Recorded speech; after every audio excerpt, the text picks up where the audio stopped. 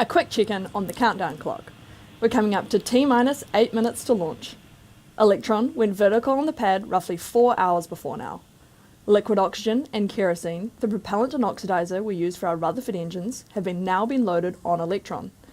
At about T-minus 12 minutes, our flight director held a launch go, no-go poll to determine the status for liftoff. And at this point, we are a go. But if for any reason we do have to call a hold, we have backup opportunities tomorrow and for the remainder of the window. Some of you may know that we're working to make Electron a reusable launch vehicle. We recently completed one of the final parachute tests ahead of our first attempt to bring a stage back from space. We won't be recovering the first stage from today's mission, but we can share footage of those recent tests for a peek at what recovery will look like.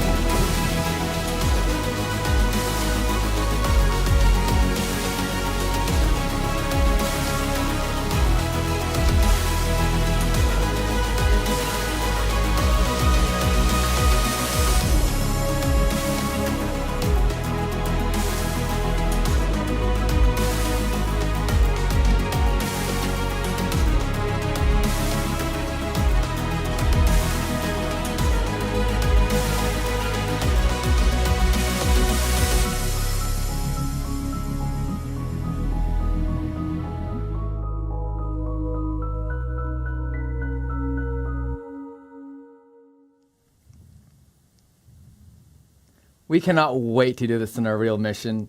With those final tests complete, we're now looking ahead to Flight 17, where we'll deploy the parachute for the first time. We won't catch it from the sky with a helicopter on that mission. Instead, Stage 1 will complete a soft ocean landing. From there, we'll bring it back to the factory for a full inspection. Now, as a reminder, today's mission is our 14th launch, so our 17th launch isn't far away.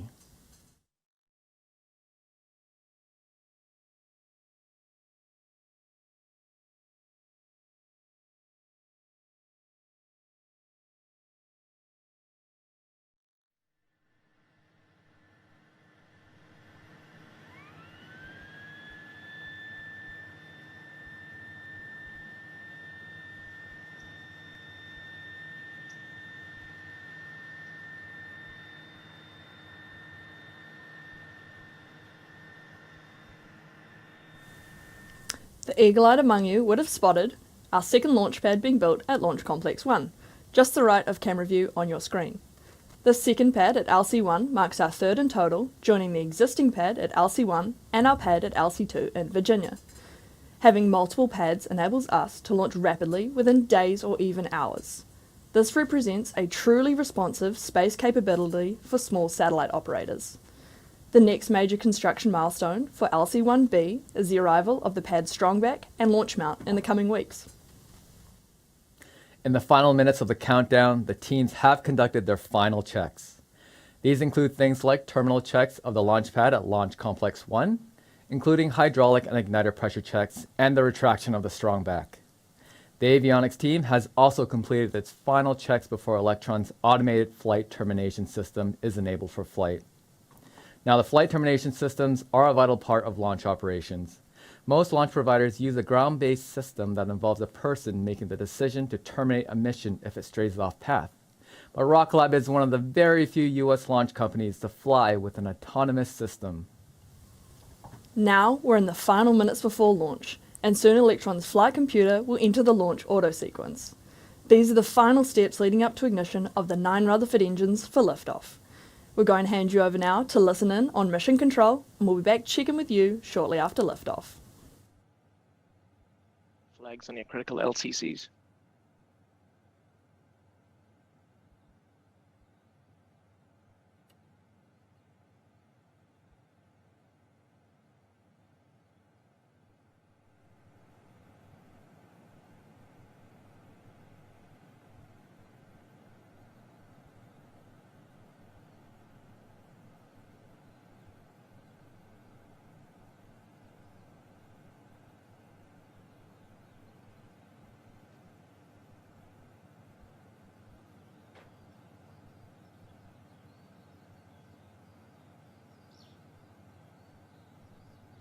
Decon LD on mission cord. Confirm a flight computer as goes a green. Confirm. Lock the auto sequence and confirm. Confirm.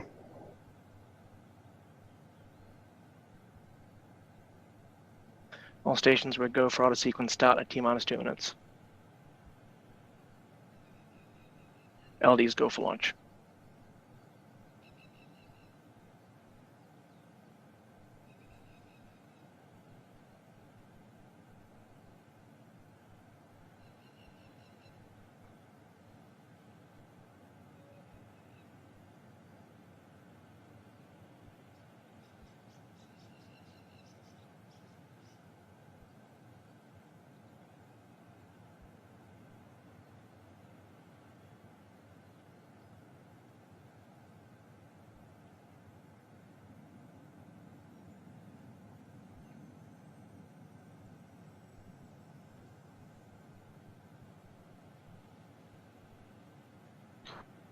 All AVBs are switched to internal power. Vehicle is fully on internal power.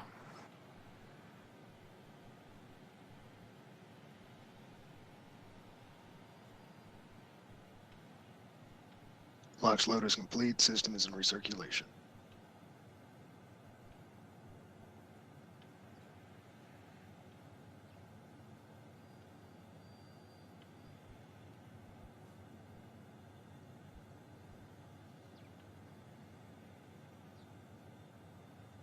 Anti-gas ring disabled.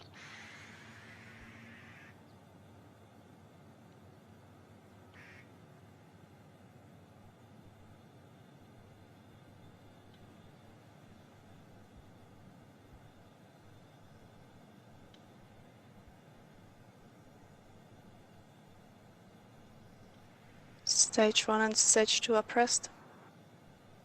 High flow engine purges enabled.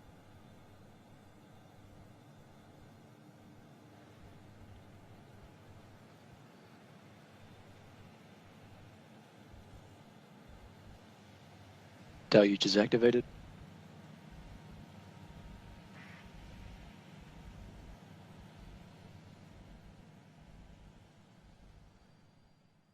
T-minus 20 seconds and counting.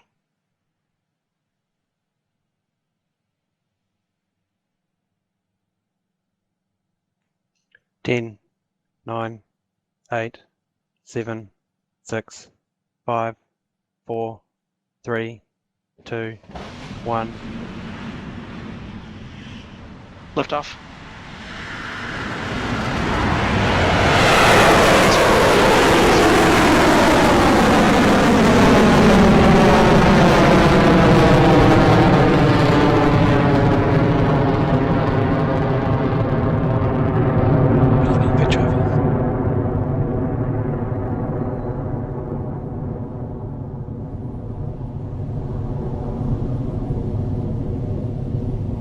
Stage 1 propulsion is nominal.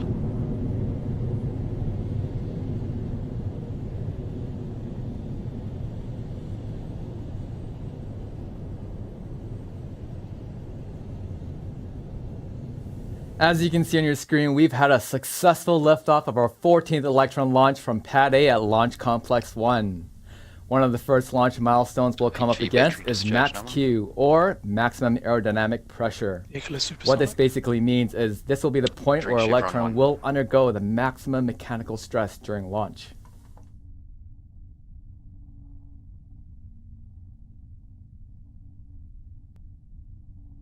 Passed through max Q. Entering shift run 2.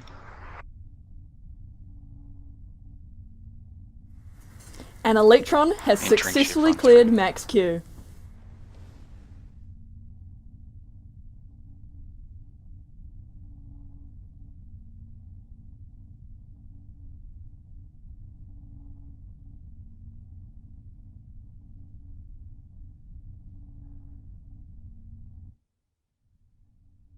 AOS Chatham Station. Next up is MECO and separation of Electron's first and second stage. MECO, or main engine cutoff, means the 9 Rutherford engines on stage 1 will power down ahead of stage separation. Once we've had a clean separation of the stages, the vacuum-optimized Rutherford engine on stage 2 will ignite and continue to propel the Capella payload to orbit.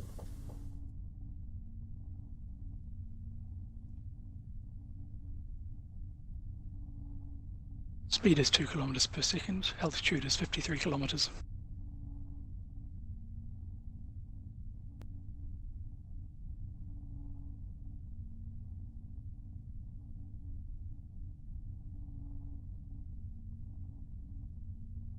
Five seconds to MECO.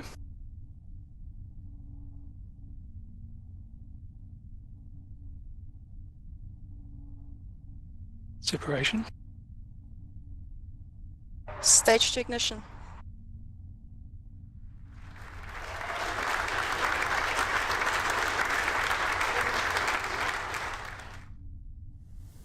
Successful separation and stage 2 ignition confirmed by mission control. All systems are continuing nominally.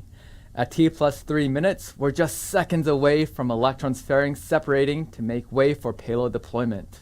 HVB battery discharge nominal. Fairing separation. And there it goes! You can see Electron's fairing falling away from stage 2.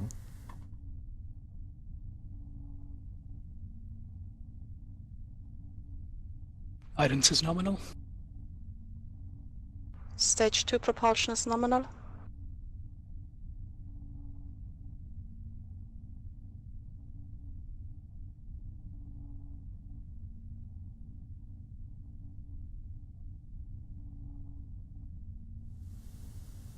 If you're just joining us for this launch, we've had a successful liftoff, stage 1 burn, stage separation, and ignition of the second stage vacuum-optimized Rutherford engine.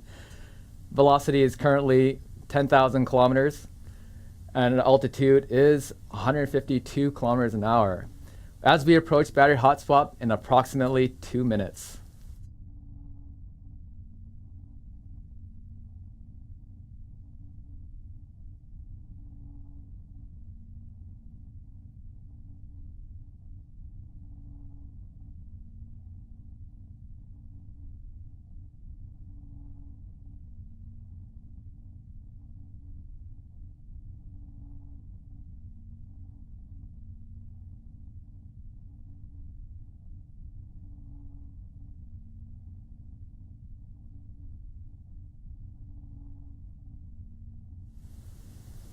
A quick update from Rocket Lab Mission Control. Electron's second stage burn continues nominally as we approach 5 minutes and 0 seconds into flight. 230 seconds remaining. Altitude is 180 kilometers. Speed is 1.7 kilometers per second. And guidance remains nominal. Stage 2 propulsion is nominal.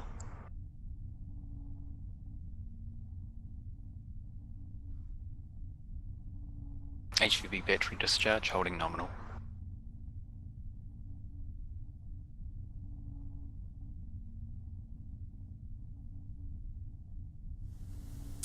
As we mentioned before, in about a minute, Electron's next action will be to perform a battery hot swap. As the pumps on the Rutherford engine drain the power of the high voltage batteries on board, an instantaneous switch to a fresh battery is performed to keep propulsion nominal.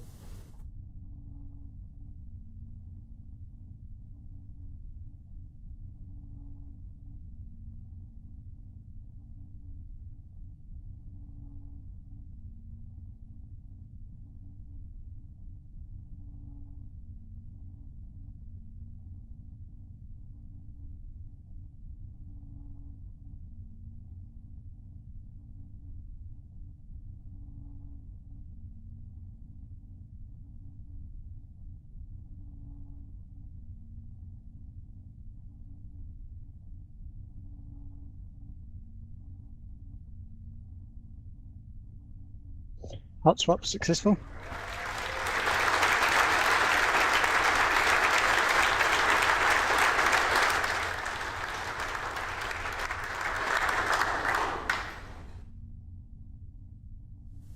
Yes, and there goes the collective battery sigh of discharge relief nominal. with confirmation of a successful battery hot swap.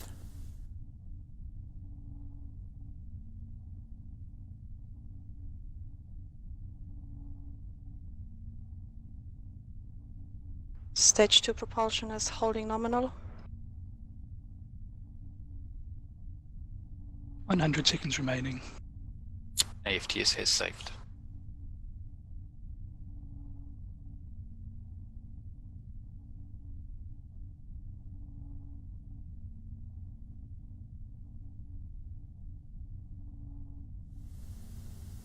In another minute and a half or so, the engine on Electron second stage will power down.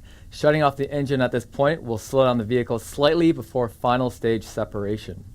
From there, the kick stage will ignite its Curie engine and propel a Capella payload toward its targeted orbit. Payload deployment will mark the end of this mission, which will occur around T plus 60 minutes. We'll be ending the broadcast shortly after we hear the call for successful SECO and stage separation. 50 seconds remaining. HVB discharge is holding nominal.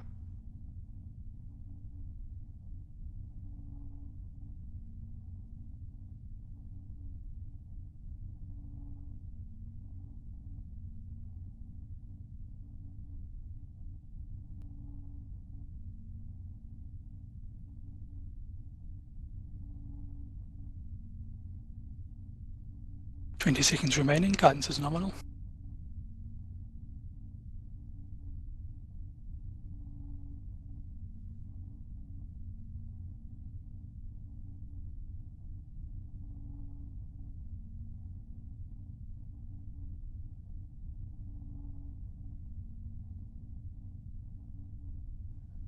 And SECO confirmed.